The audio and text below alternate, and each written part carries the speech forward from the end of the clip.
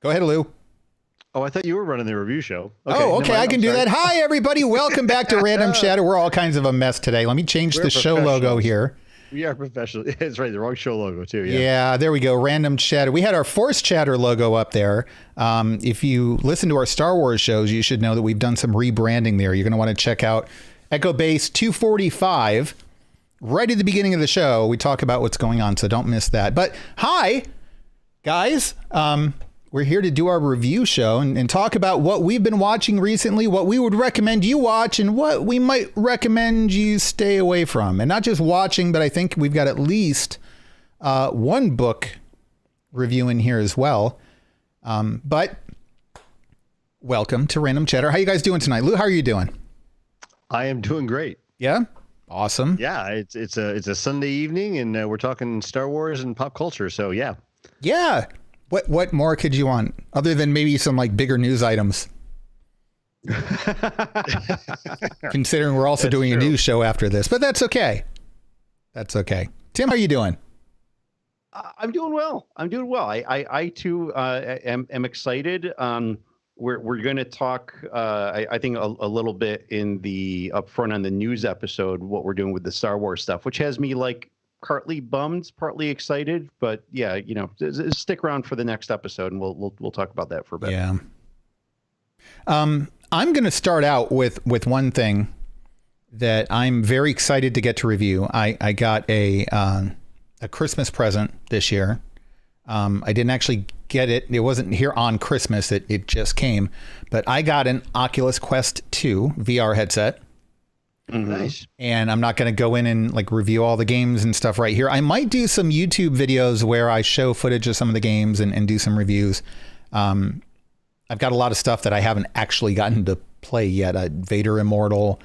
I've got Star Wars Squadrons on my gaming computer, which I can run through the headset. It's a standalone device, but then you can also plug a USB-C cable into it and use it like the Oculus Rift or, you know, like a tethered VR headset to a gaming rig. So it's kind of like two systems in one. I'm really happy with it. I'm surprised. It's there's some technology further down the road with VR headsets that's not quite out there yet. So I think in about 2 to 3 years, there's going to be like the next leap in generation. But right now, I mean, VR headsets used to be about $1,000. And then you had to have a really powerful gaming rig, gaming PC that, you know, could be another $1,000 or more dollars. And the Oculus Quest 2, which is higher resolution than a lot of these other VR headsets I'm talking about that people have paid $1,000 for, or at least, you know, recently they've been like $599, $699, $299. It's not bad. $299 is not bad. Wow. And it's a standalone device. And you don't have to have all of these like weird tracking camera things. Remember like Xbox Connect, you had to have the little cameras in front of your television. Mm-hmm. Yeah, Even the Wii, you had a little IR sensor bar down there in front of it. Nothing. You've got the two handheld controllers, and then you've got the VR headset, and you can literally just start walking down the street with it, which I would not recommend. But you don't have to have, you're not tethered to anything.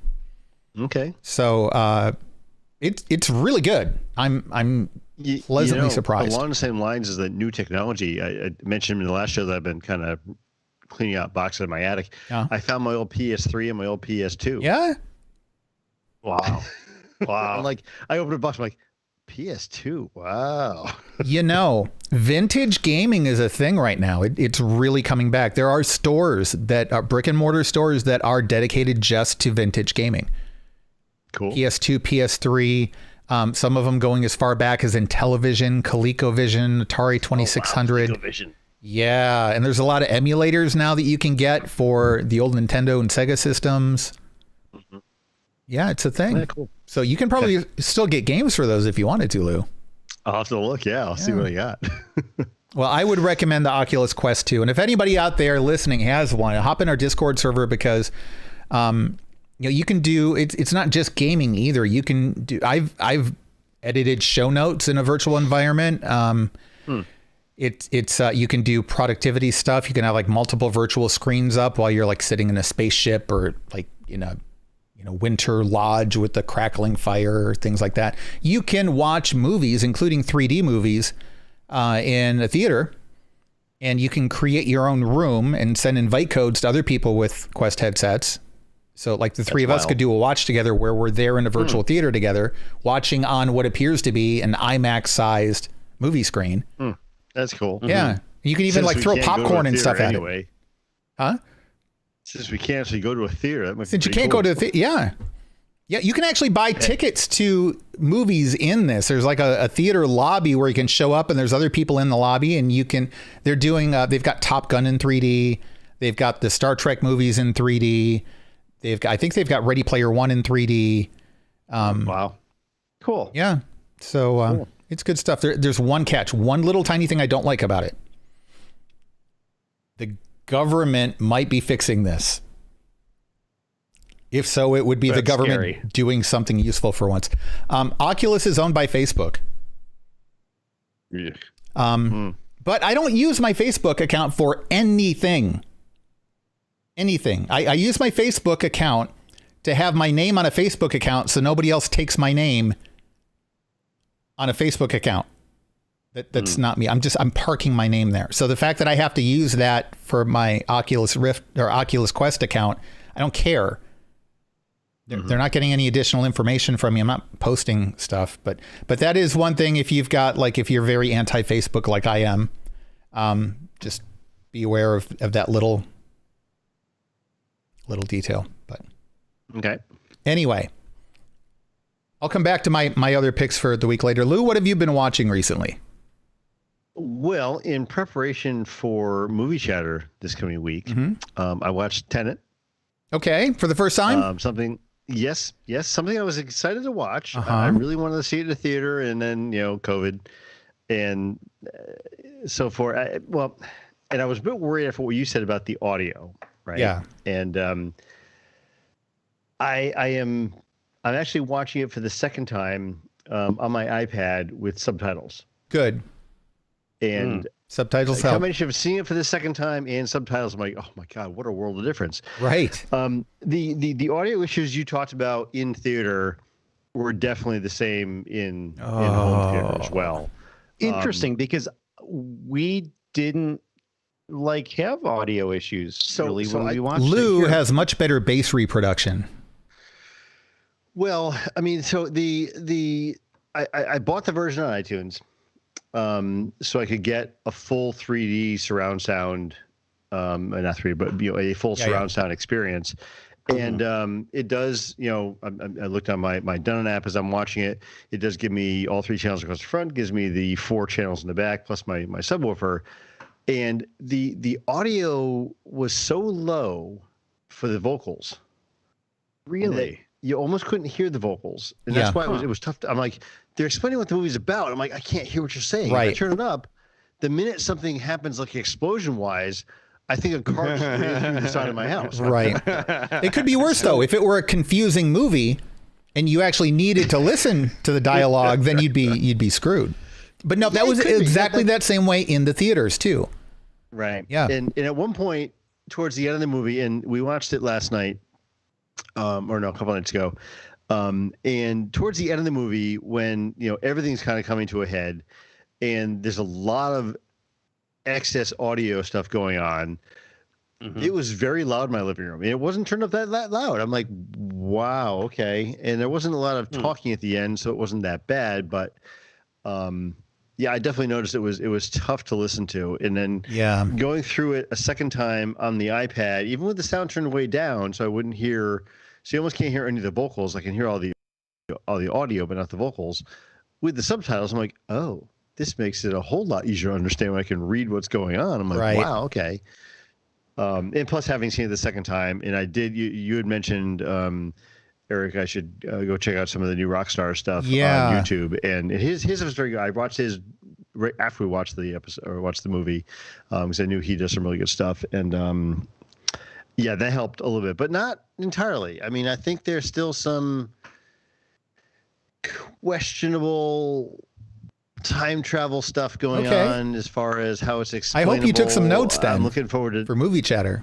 taking notes in the second time through. Yeah. So I will say that I'm looking forward to talking about it on movie chatter. Yeah. I think it's a good movie, and it definitely is in line with Christopher Nolan's typical kind of mind-messing sorts of things.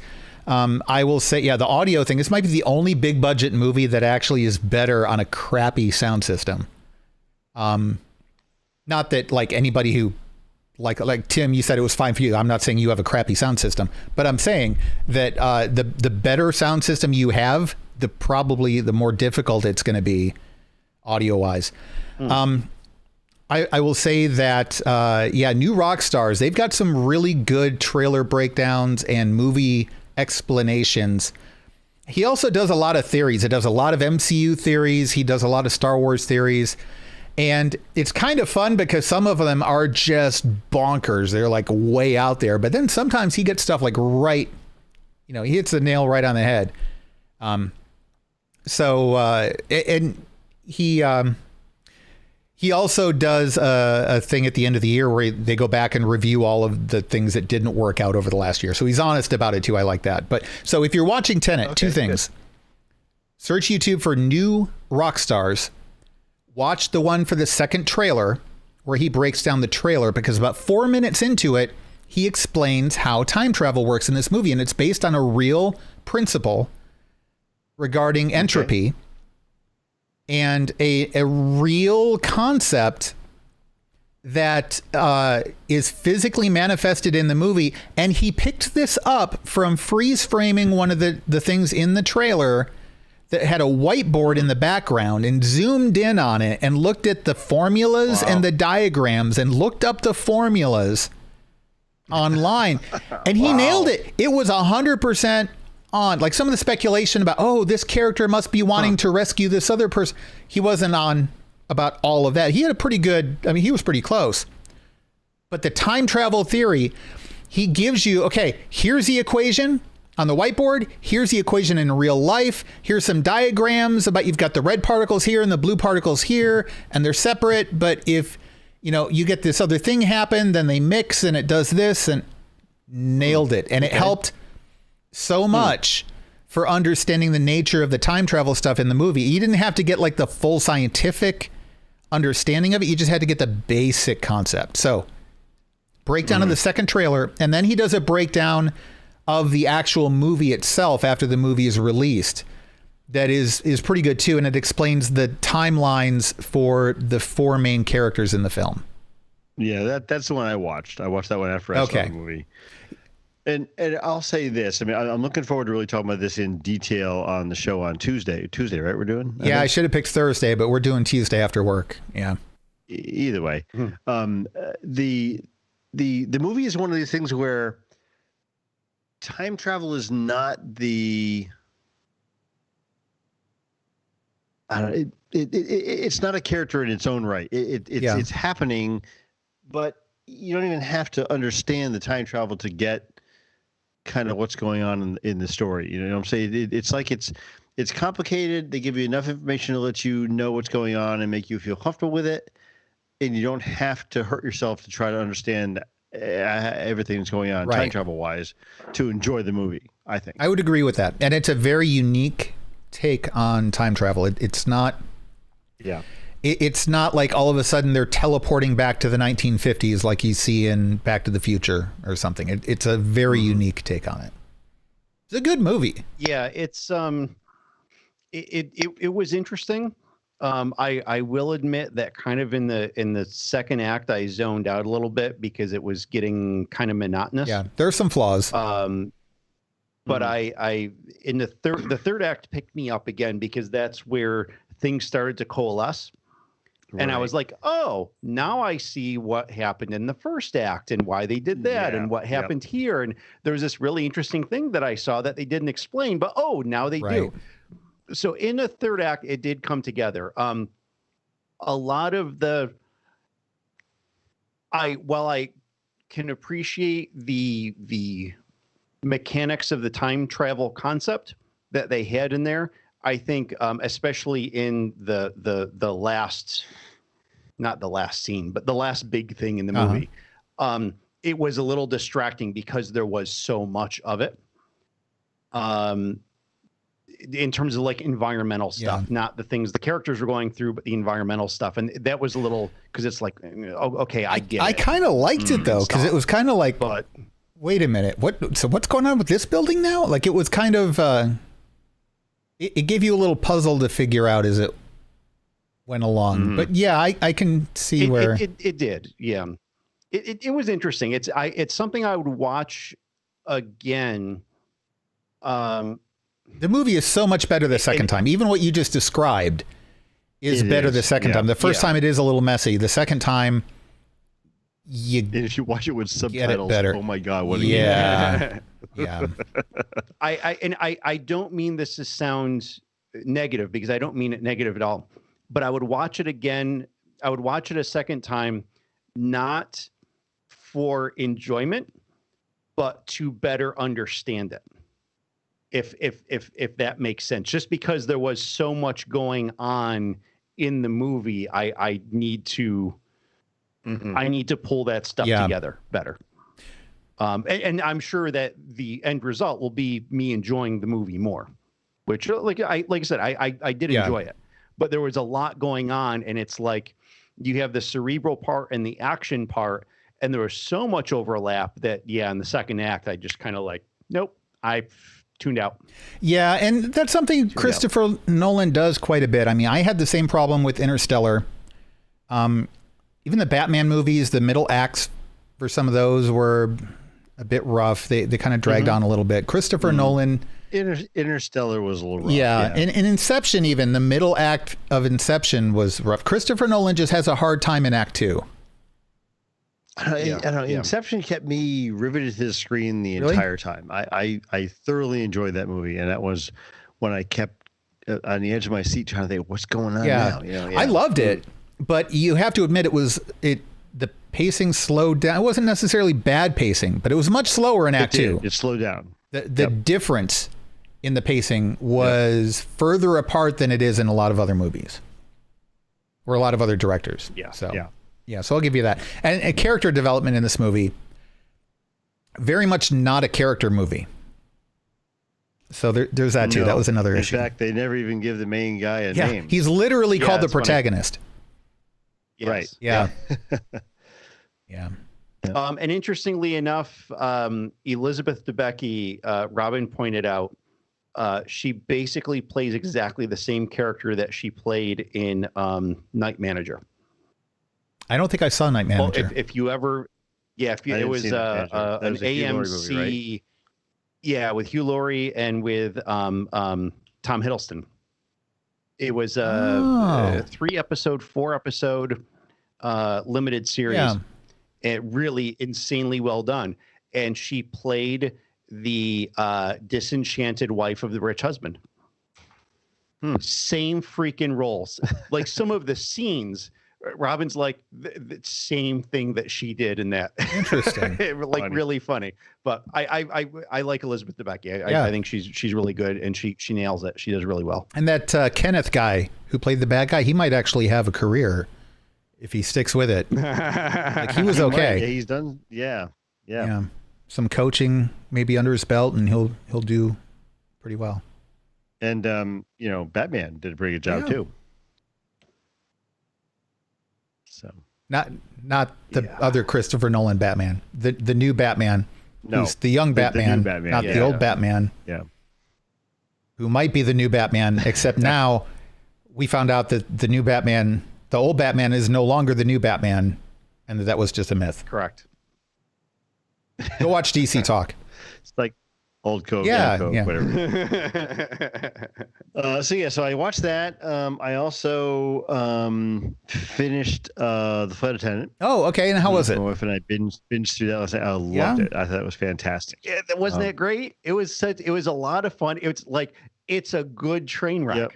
And Kaylee Cuoco does a great job. She is a good actress. I mean, I've always liked her in Big Bang Theory, but I didn't know she had that kind of range, and she did a good job. Okay. Totally. Yeah, I mean, in Big Bang, she's very superficial in that. Both I mean, that's kind of the intent of her character. Right. And plus, it's a sitcom. I mean, that's kind of all you get. Yeah, what do you expect? Right. In this, it's just, I mean, she grabs this whole show and runs with it. And I mean, and there's a great supporting cast in it, but yeah, she does an incredible job. It's a great, like I said, it's a terrific train wreck. I'll have to give it another shot. There's a couple storylines that I was kind of like, why did they even bring this into this story? But overall, it was very good. Season 2, I think, is where those storylines are going to coalesce. Maybe, because I wasn't sure what they were doing with, or why they even needed to have the one for, what's her name? Rosie Perez's character. The prison thing. Why is this even here? But okay, whatever. But yeah, I see where it could be going, and I was glad with how they ended the season. Because at first I think to myself, okay, even if they just end this and they wrap up this one storyline and it's a season 1 and done, I'm happy because it's a good story. But Absolutely. They left it open, and I'm happy. I'm happy. Yeah, good. Yeah, lots of fun. Otherwise, I haven't been doing a lot of other new stuff. I did start reading Light of the Jedi, which is the first novel in the High Republic stuff, I guess you'd say, coming from Star Wars. And thoroughly enjoying that. Thoroughly enjoying it so far. Good. It's Star Wars that has nothing to do with the Skywalkers. I gotta say, I mean, I grew up with Luke Skywalker. I love that saga. I love it. But I also love the fact that it's a much bigger galaxy, and I want to see other parts of it. So I'm very excited about this. I was on the fence about High Republic for a while, but now that we're getting content from it's turning out really good.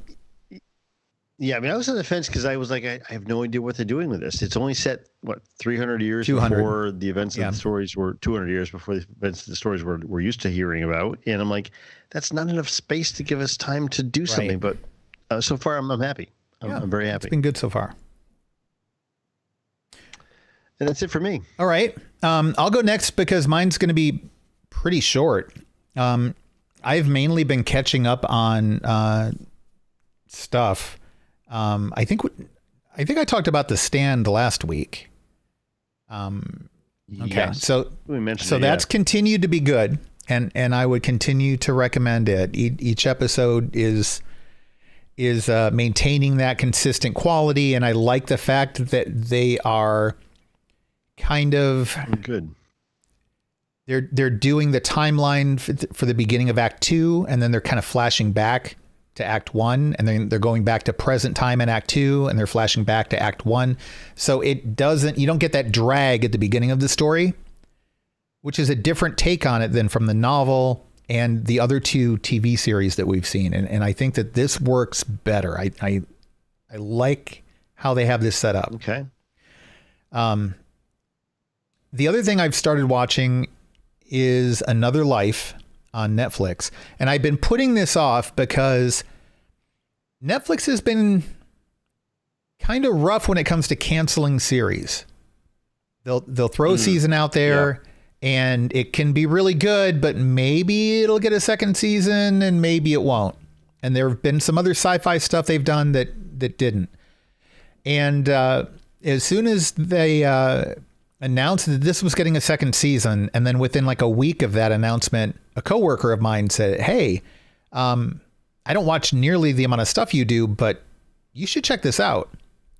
So I did. I'm not too far into it. I'm maybe 3 or 4 episodes into it. This is the show with Katie Sackhoff, and there's a structure that lands on Earth, and they're trying to communicate with it. They don't really know what's going on with it. And they have to, it's set in the near future. So they've got to send this ship out. They do have FTL travel, but it's clearly in the early days of FTL travel. So they have to send the spaceship out to this area of space where it came from to try to investigate and blah, blah, blah.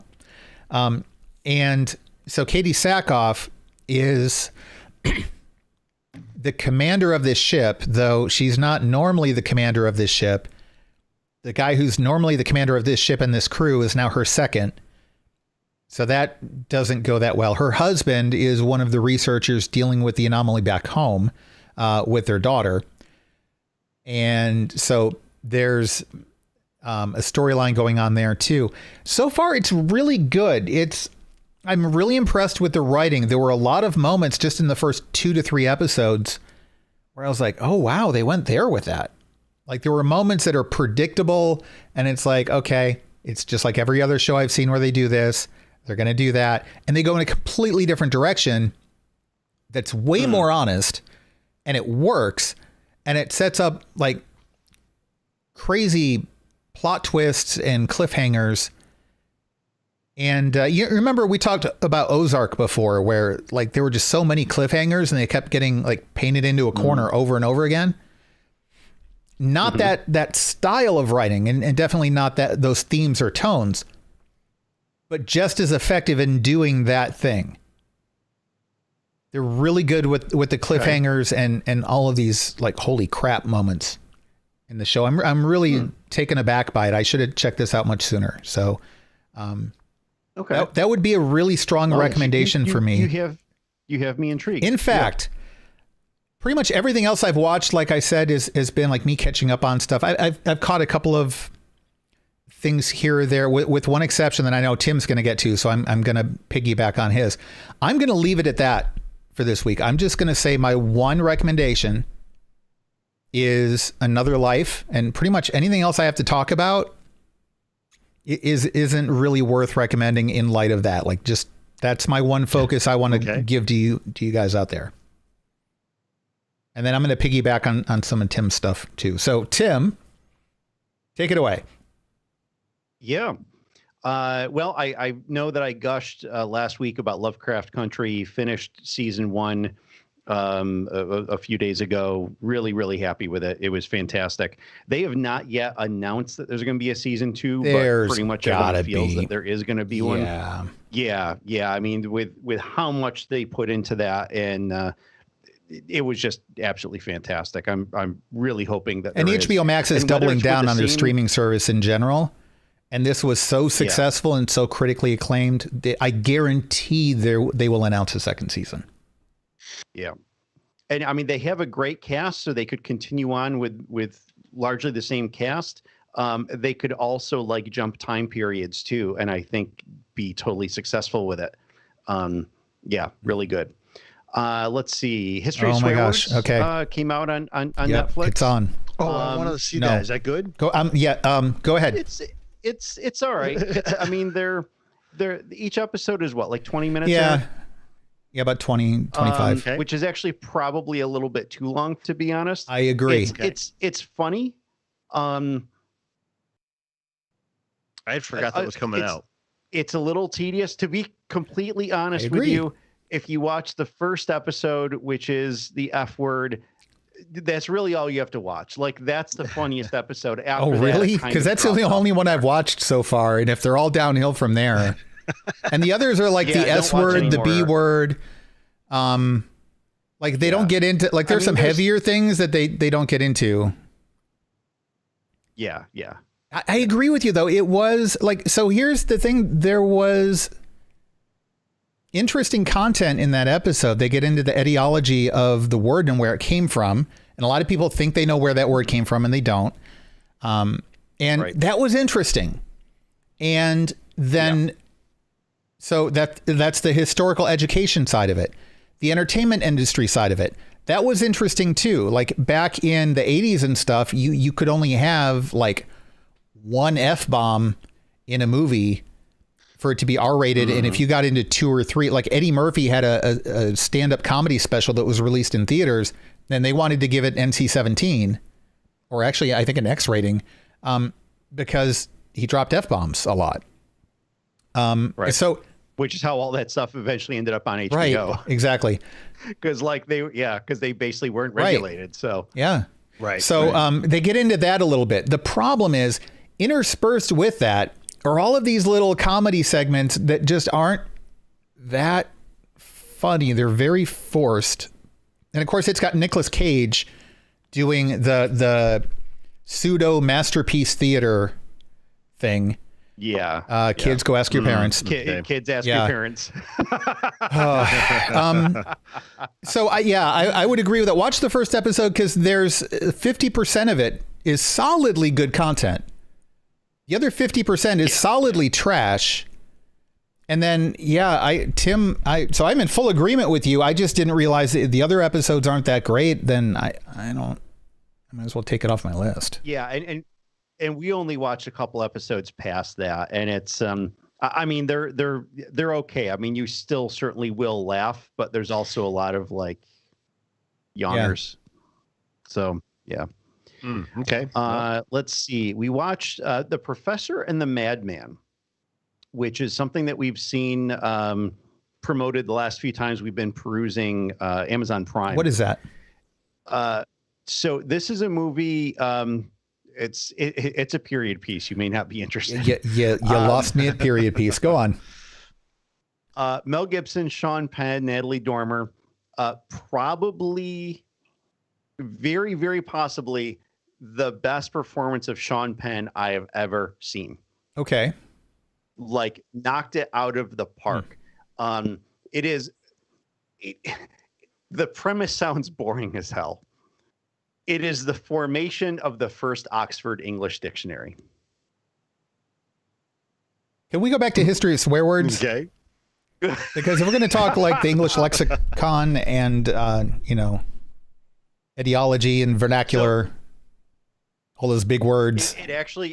It is based on a true story. The way that the story is told is actually really fantastic. It's got good drama. It's funny. It's written very well. The pacing is actually very good. Like you would expect, we resisted it. The first few times it popped up, it's like, we kept reading the description. We're like, no. I will seriously, one of the best performances of Sean Penn I've ever seen, if not the best. Like, interesting, freaking amazing. Okay. He plays someone who basically went paranoid schizophrenic from like major PTSD from the Civil War, and like totally over the edge, and he just incredible, absolutely incredible. Plays it really well. Also watched, here's another period piece. We watched Mank. This is this takes us back to late 30s, early 40s. It was basically the writing of Citizen Kane. And so you've got Orson Welles and you have Herman Mankiewicz, who was the writer. Herman Mankiewicz was he was an alcoholic. He was like constantly over the edge on stuff and basically got himself blackballed in Hollywood.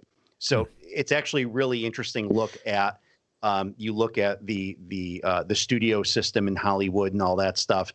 And you had a lot of people getting blackballed then because, some people were branded as communists. You had other people who were because they were somehow associated with the Nazis, or you had other stuff. This guy, Herman Mankiewicz, he was an alcoholic and he just pushed an awful lot of buttons. So basically the only way he could make a living was he was getting paid to write things, but he wasn't given credit. And so that was his big thing. And he wrote the screenplay for Citizen Kane. Gary Oldman it plays Herman Mankiewicz. Amanda Seyfried is in it. Okay. Gary Oldman does a really great job. Gary Oldman does a really good job in everything. He really does, because he's that good of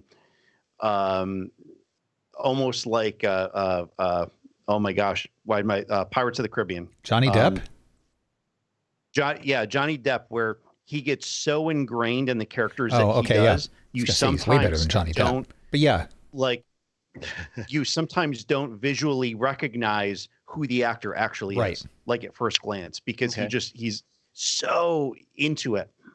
And he did really great. Fantastic. It was a really good movie if you're interested in that kind of thing. Okay. Yes, Tenet, as we mentioned, we watched Jurassic World last night just because it was on. Of course, seen it a bunch of times, but it's a good movie. Yeah, it's not, I pick up new things on it every time I watch it. I've not seen the second one. I think I've seen parts of it. The second one is actually on, I think, maybe even right now, because they promote it. It might be the first time that it's actually on network. They promote it when we were watching Jurassic World, and both Robin and I said, "Oh, we've never seen that." So I went through in the guide and set it to record. And then this morning watched Starship Troopers because I also love that movie. That's a very underrated movie, and I think a lot of people don't really get that there are a lot of there's a lot of satirical content in that. Would you like to know more?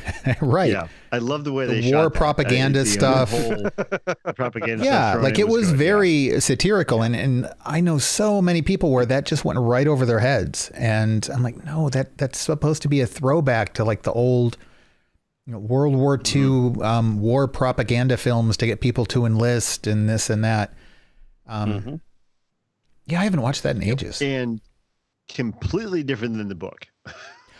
I've heard that. Completely different. Right. I sat down with the book finally for the first time a few years ago, and I'm like, holy cow, this is, me too. The premise is the same, the very foundational premise. If you really unravel the whole thing, beyond that, vastly different. Yeah, I heard that. Different. Yeah. And the first time I read it, I'm like, is this the same? Lou's checking the cover of the book to make sure he picked up the right one. Exactly. Yeah. Yeah.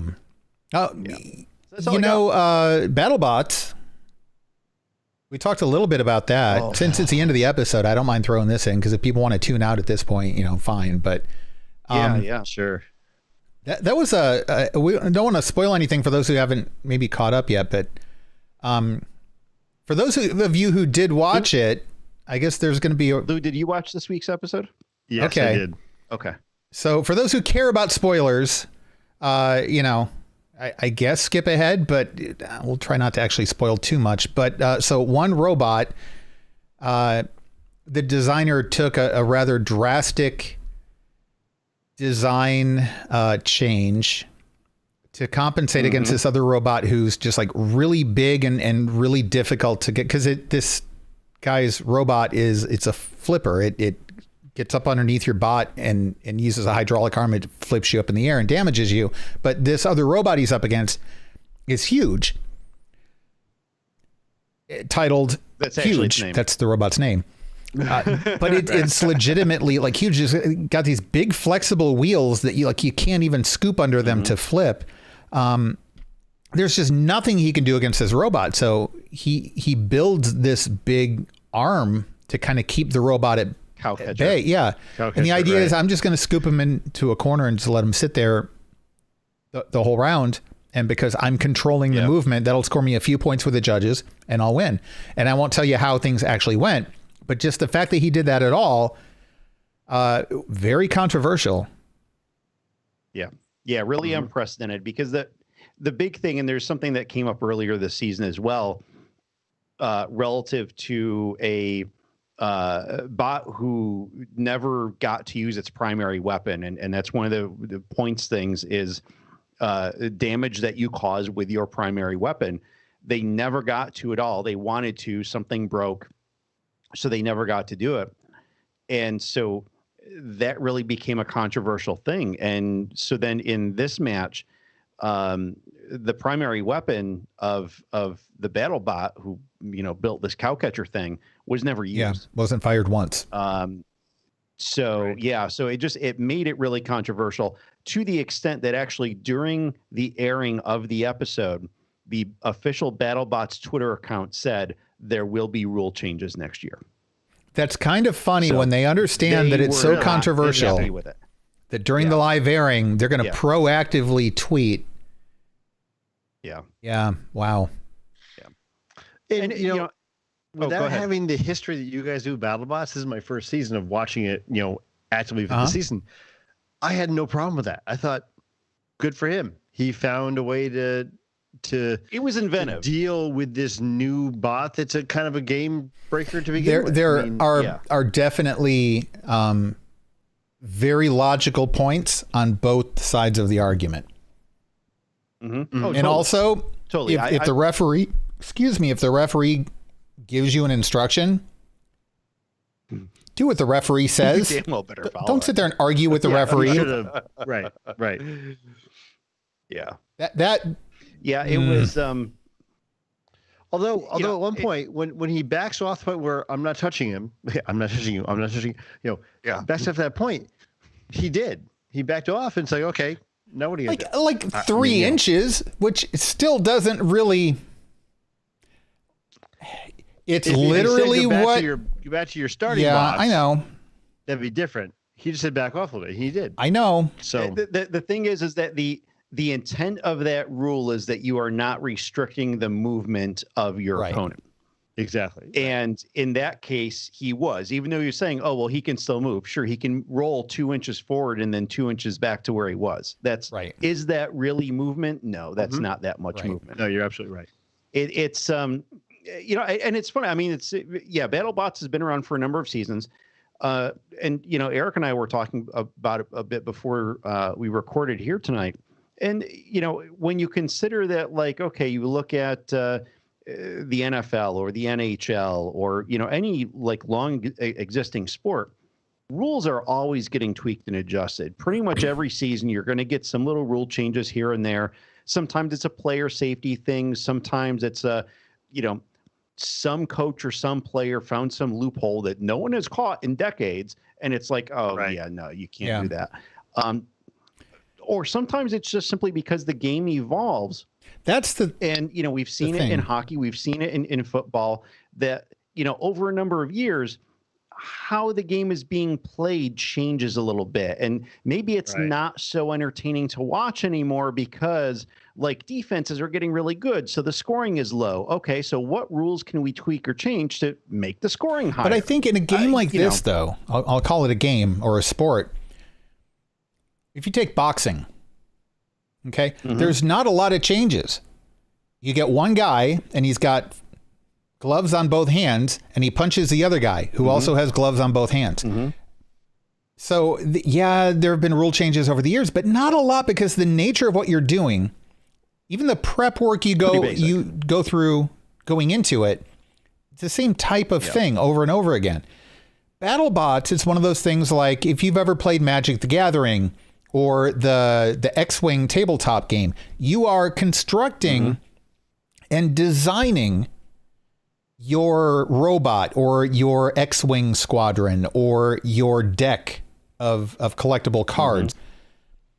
So you end up with this meta game where you get, and we've seen this before in BattleBots too, like everybody does horizontal spinners.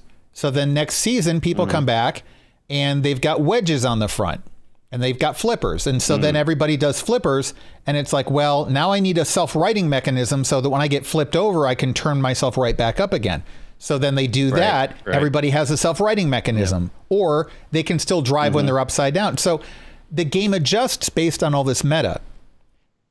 And BattleBots is very, very much that type of competition. But this season, there have been more controversial judges' calls and more controversial actions taken by the players than all of the other seasons combined.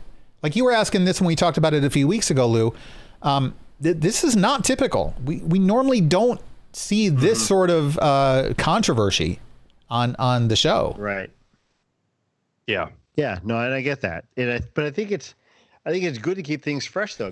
Like I said, I'm new to this series, so I don't have the historical view of it, but anytime somebody can figure out something that's making, anytime somebody figures out something that makes the makers of the game or the organization change what they're doing, I think is fantastic, because now it's got to evolve.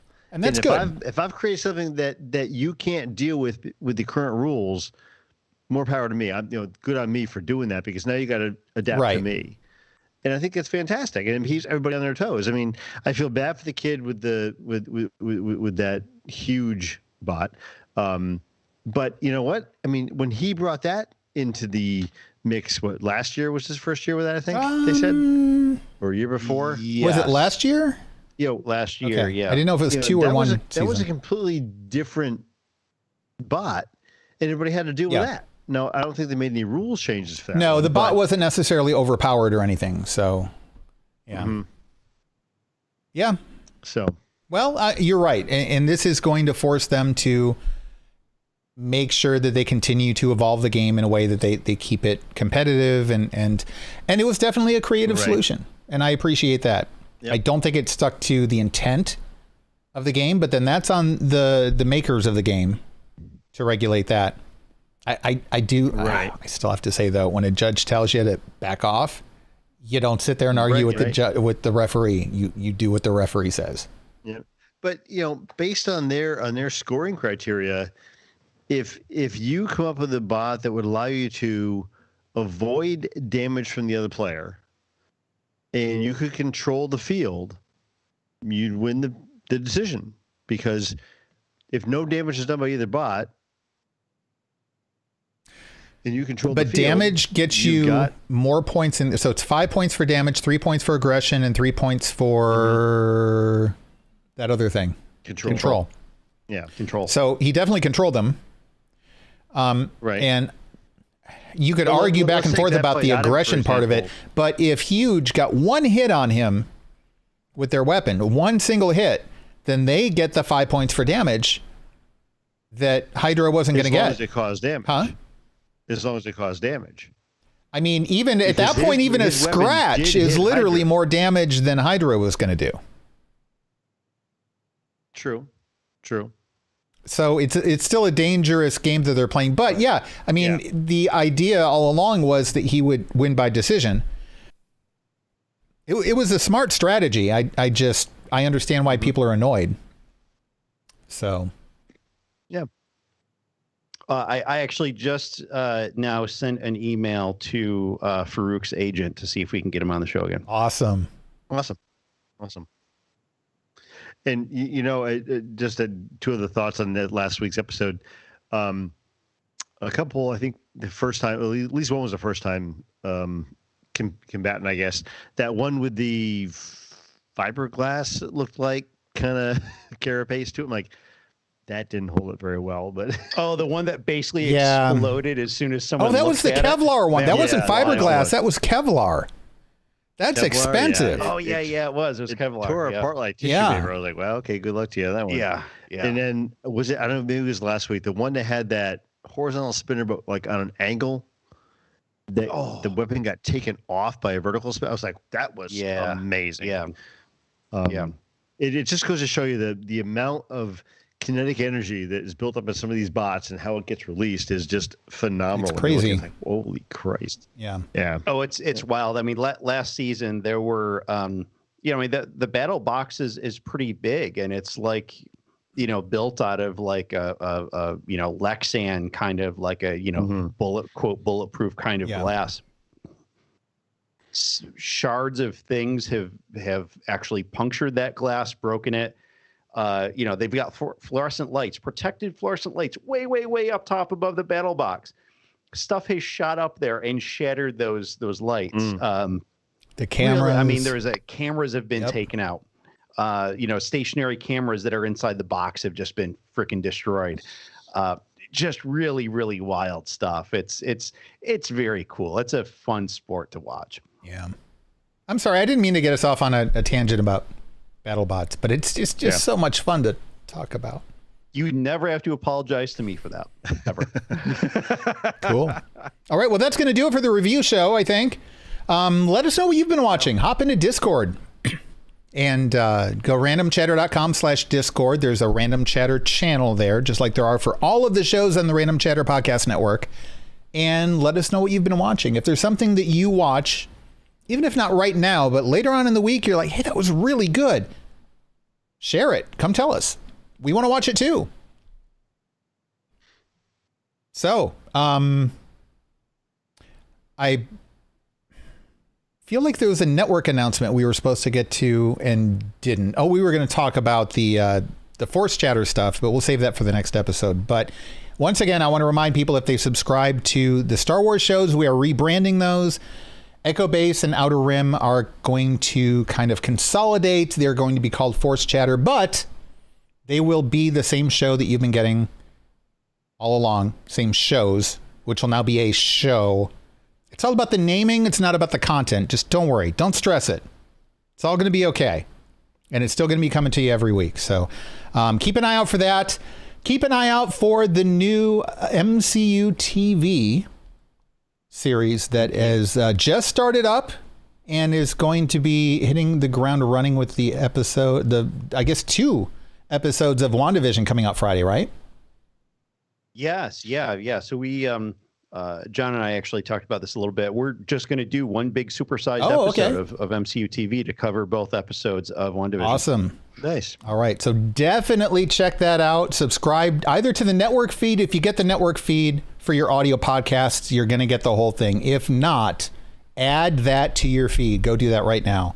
And yeah, that's also going to be something you're going to want to be in Discord to discuss. Trust me, there's going to be a lot of really good stuff as we launch this next phase of the MCU. It's going to be awesome.